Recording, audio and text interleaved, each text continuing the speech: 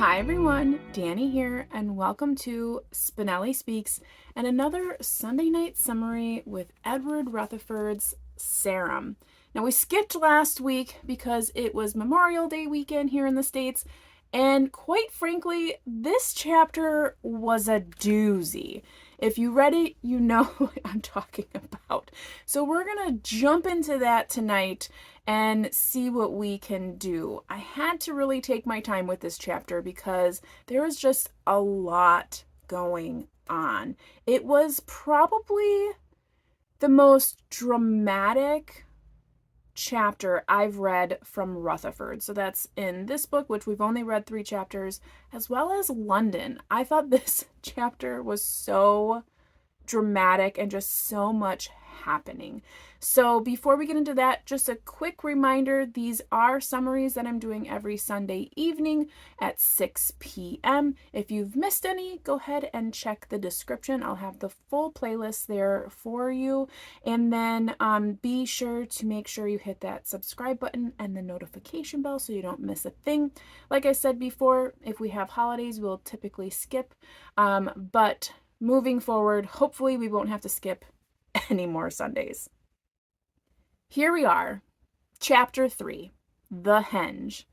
Very exciting chapter as you begin to read because you think, yay, we're going to find out about Stonehenge. That's why we're all here, right? This chapter is so much more than just the henge. So let's get our times straight. We are in 2000 BC. So we're 2,000 years later from the last chapter, the barrel. And we are in the same area where the rivers meet, the 5 rivers meet, but the land has become extremely prosperous. The current chief has taken over a lot of land. He's been very successful. His generations past have brought that to be. So it's just been a very prosperous land. It has not been overtaken by any other peoples. It is a great place to be, except for all of the sacrifices. Yes, you heard me right. All of the sacrifices. I tried to tally up how many sacrifices there were in this chapter, and it was impossible.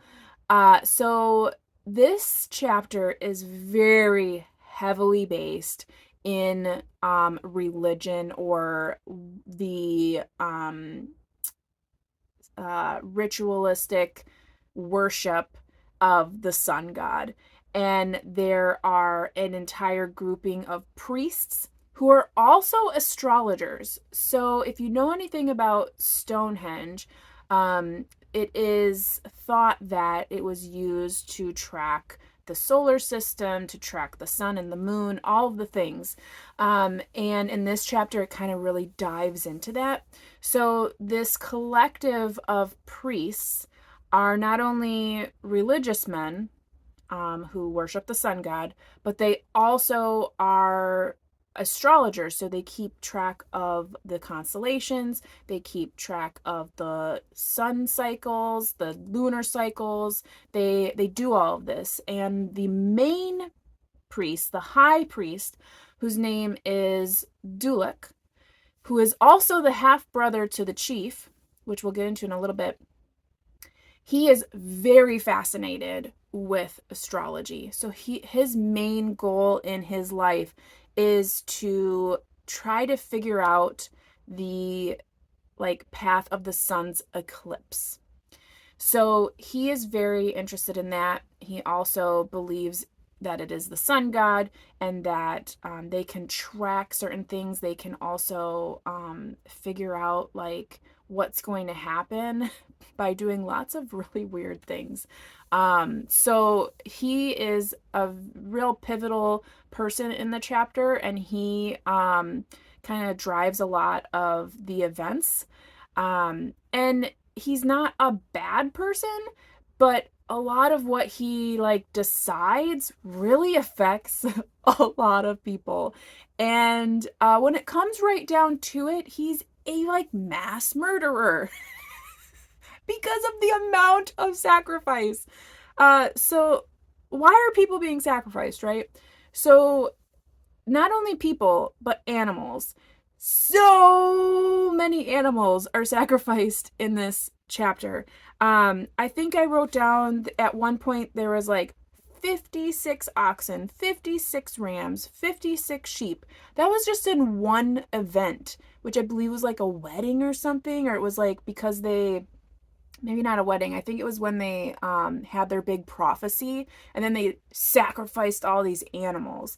In order to get the prophecy or another prophecy, they had to kill over like 150 birds. Like it was insane, like the amount of animal sacrifice. And then when we get to the human sacrifice, they were sacrificing humans to the gods, the sun god, for like certain outcomes, certain things to happen, or like even like criminals, they would like sacrifice to the god. So like the chapter opens up with someone getting ready to be sacrificed. So I start my tally and I was like, okay, 1. And then there was a wife to the chief who wasn't bearing children, sacrificed to the gods. Then we'll get into all the rest later. I mean, it's insane. It's insane. But in my tally, I'm pretty sure or over 40 people were sacrificed in the extent of this chapter.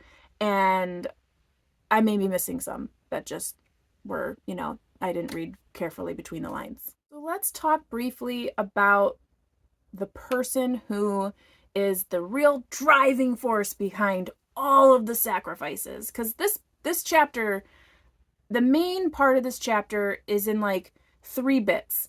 So we have and it's all character driven, right? So we have the chief, who we're going to talk about next, and we follow his path. We follow the builder of the henge, so we follow his path. And then we have this Dluc, the high priest. So we have all 3 paths, and they are together. They are all in the same place. It's not like they're not far apart. It's all intermingled, but it's kind of how they all affect each other. So going back to that chief, Krona. So we know that name, right?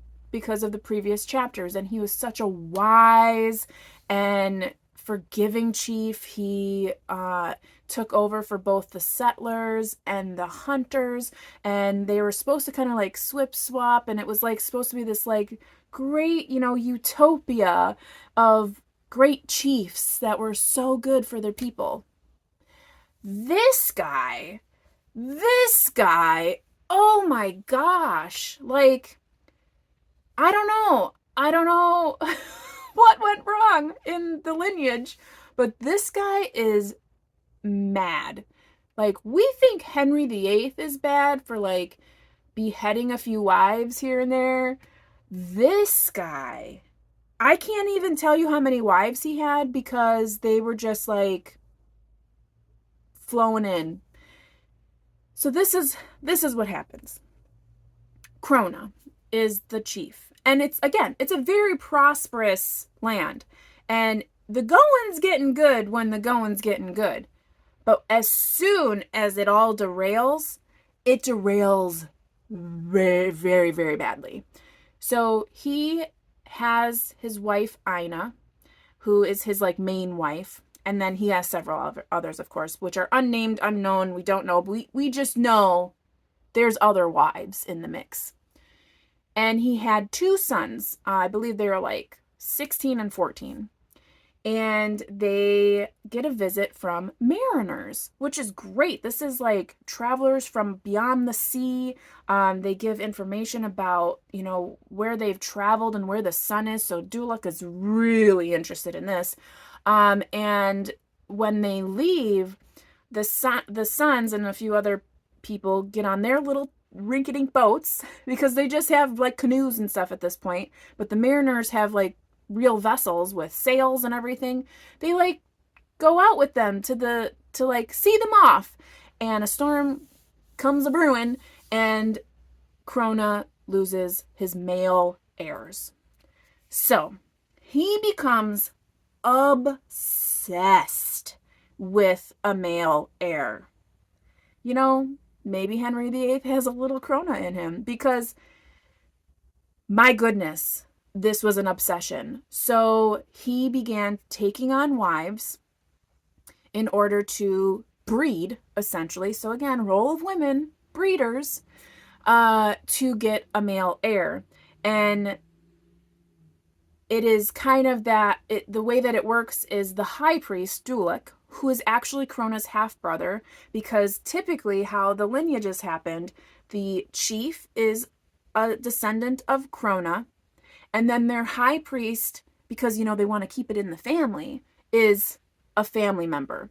So it's kind of interesting that the power and the religious power is of the same family. So if you're getting my drift there. Anywho, so Dluc decides, well, we can't just be throwing wives at you left and right. It has to be some kind of divine intervention. So he goes through this whole sacrificial thing with all these birds to they basically feed the birds all this junk, like rocks and gold dust and all this stuff. And then they rip them open and look at their innards and decide they look like when you look in a teacup at the tea leaves. That's basically what they're doing with these birds. And they killed over, it was 100 birds, and then they didn't really know if they didn't really like the answers, or they needed more, so then they did 33 more birds, and then they needed 2 more questions, and then it was 20 more birds, and I was just this is insane. So anywho, through that, they figured out that yes, he would bore a male heir, but he has to build the henge, right? And he has to wait for a bride with a golden crown. And he has to also sacrifice his firstborn. And then he will have a male heir. And all of this has to be done within 10 years, because in 10 years' time, the moon and the sun will be in their right spot, and blah, blah, astrology. I told you, this is why we skipped a week. This chapter was insane. So anyways, so this is the obsession. Finding this bride with a golden crown and building the henge. Okay, so building the henge. Who is going to build the henge? We need a very good mason, a stone maker, because it has to be built with stone. So this brings us to Nooma. Nooma is a fresh line, so we have a new family tree that we're starting, and if you're taking notes. And he is a short, stocky little fella. He's got a big head. He's got stubby hands. So not really your catch of a man, but he is very skilled and very happy and jolly and just like a little go-getter. And he is going to be the primary builder of the henge. And he is very smart, and he at first is whoa, this is impossible. But he's but if I can get this many masons and this many laborers, and this happens and that happens, and he has all of these really amazing innovations in engineering on ways to cut the stone. So again, these are all assumptions, right? Rutherfurd puts all this together based on the information that he has. So this is again all fiction, so we can't say that this is actually how it happened. So remember, this is historical fiction based on what could possibly have happened.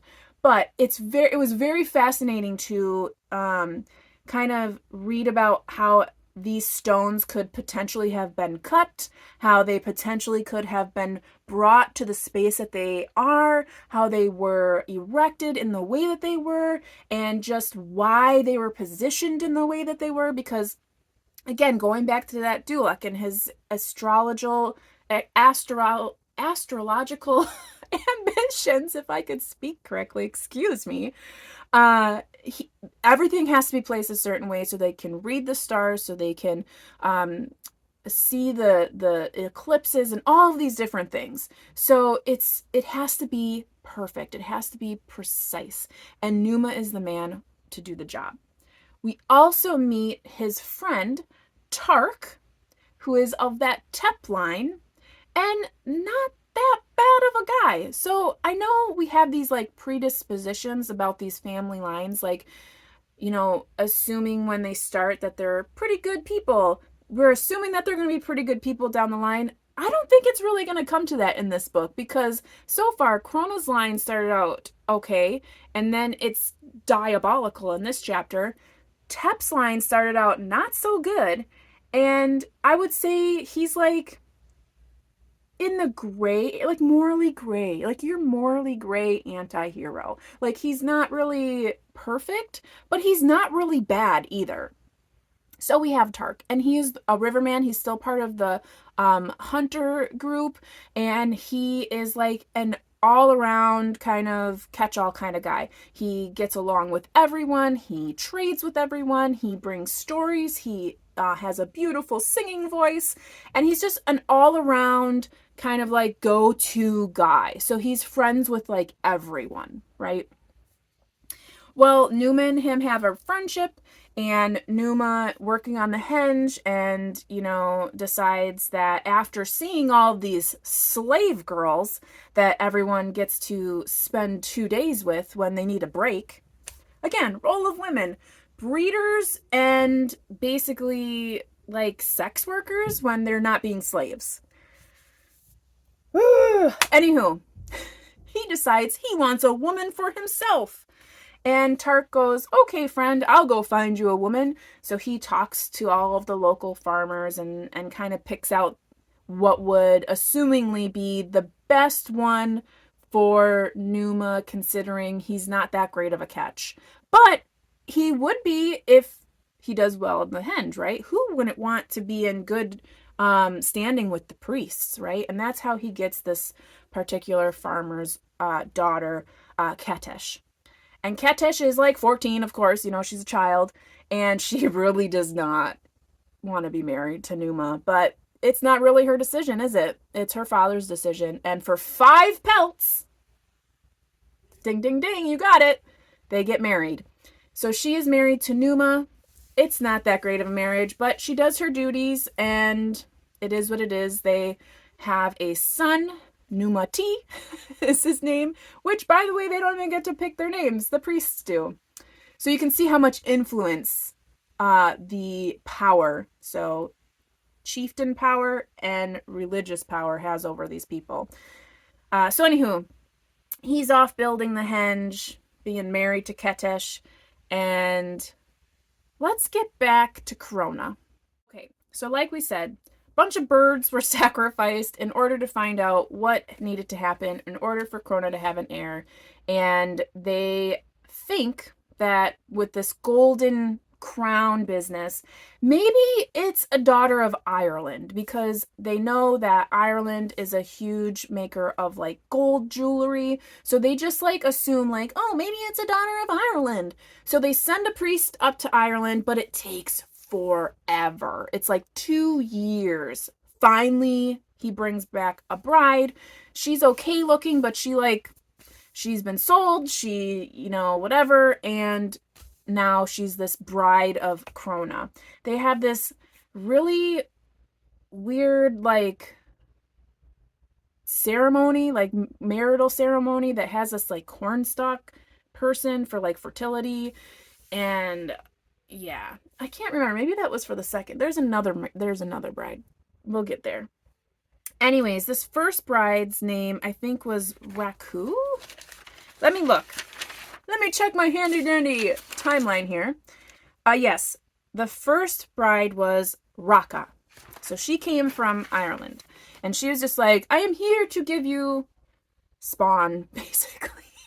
And she does get pregnant. And unfortunately, she goes into early labor, and both she and the child dies. So this little 15-year-old that they stole from Ireland basically comes, gets pregnant, and then dies. This enrages Krona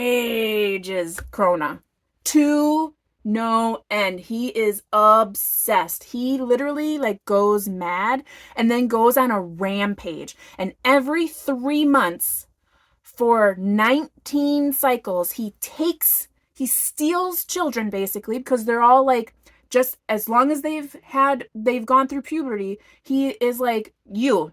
And for 3 months, he lays with them, if you know what that means, to basically try to breed. And if they don't fall pregnant, sacrifice. So 19 girls were assaulted, so stolen, assaulted, and sacrificed because they did not fall pregnant after being assaulted for 3 months before being sacrificed to the sun god.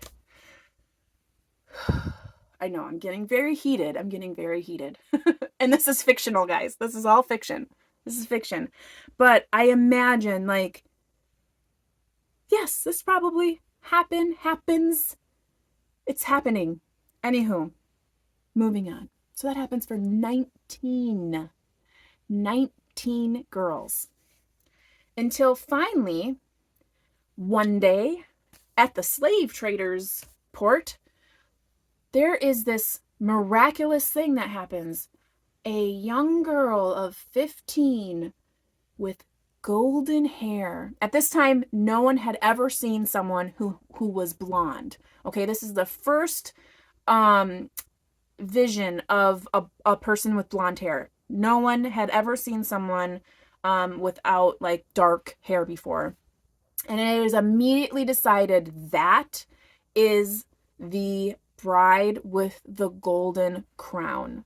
So there's a big ceremony. And at this time too, like, Krona's like ill, but then it gets better because like, oh, look, now I have this prophesized, bride. And like, and this is the course of like 10 years. So this is like, we're getting to the end. Like, it's really getting, like, it's coming down to the brass tacks of it all. And so that's his bride. That's the prophecy. So they get married. She becomes pregnant. And it seems like all is well. But is it? So remember how Nooma was just like, oh, he's such a great stone builder and he's got this wife and it's not great for her, but it's great for him. They have a son.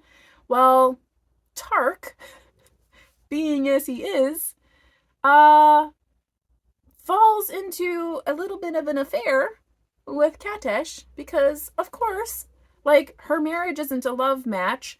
She sees Tark because he's around a lot and he has this beautiful voice and he never wears a shirt. So, of course, well, she falls pregnant, which isn't terrible, but, and I haven't said this yet, remember the Tep line and how they have like just extra long toes? Kind of a telling characteristic, don't you think? So, when her child is born, which she's born early because Nooma was gone, so they had to like kind of finagle a way for him to come back so she could like be really like lovey-dovey with him so that they could be pregnant. But then it came early, but it was definitely a full-grown baby and their toes were long. So Nooma immediately knew that there was something amiss. And let's just say because I don't want to give too much away, too many spoilers, but he devises a plan for his revenge. And let me tell you, not only does he actively get revenge, but the universe issues some revenge as well. Or justice, shall we say. We do get a little bit of justice in the Krona camp as well. And I don't want to give too much away there because I do want you to enjoy the chapter if you have not yet read it, but you're watching this. We have a little bit more death, a lot of bit more sacrifice, and an end to the chapter that just feels very solemn and sad because there's a lot more sacrifice coming. So all in all, like, over 40 people in this entire chapter sacrificed. hundreds of animals sacrificed. Anytime like a woman became pregnant, like in a marital situation, oh, sacrifice a sheep to the sun god, to like, oh, just make sure everything goes well. And yeah, lots of sacrifice. Lots of sacrifice. So I don't want to give too many spoilers for the ending, but I think we're going to stop there in all of the information. Let's wrap this up. What happened? We are in 2000 BC, 2000 years after the last chapter. We have a people who are very much run by a mad chief who is obsessed with a male heir. I know, sounds really familiar with 15th century stuff. But anyways, so we have Dluc, who is the high priest. We have Krona, who is the chief. We have Nooma, who is the stonemason for the Henge. We have Tark, who is the riverman. And then we have a bunch of wives that matter, but essentially don't matter, because in the role of women, we are breeders, we are slaves, and essentially that's it. Sold and bought for the high price of 5 pelts. Anywho, the whole point of this chapter is to see the henge being built. So you do get to see a lot of what could potentially have been the engineering that went into that, the lives that were lost in doing that, and the astrology that is behind the whole point of that. So we think. We also have the character-driven pieces of, wanting that male heir, wanting to know more about the world, and wanting to basically not be sacrificed at the end of the day. We do have a little bit of how oral history is continuing to be processed. So before, we had people sitting around the campfire and an orator kind of just telling the stories of the past. In this particular instance, we had someone singing it. So Tark was singing about the great forest and how it was covered in water. And so we see that oral history, that tradition, is still continuing.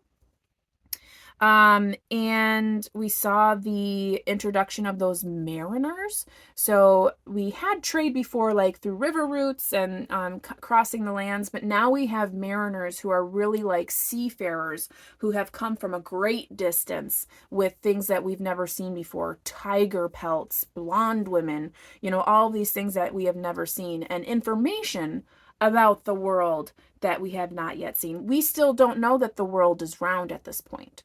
So very interesting to see that introduction.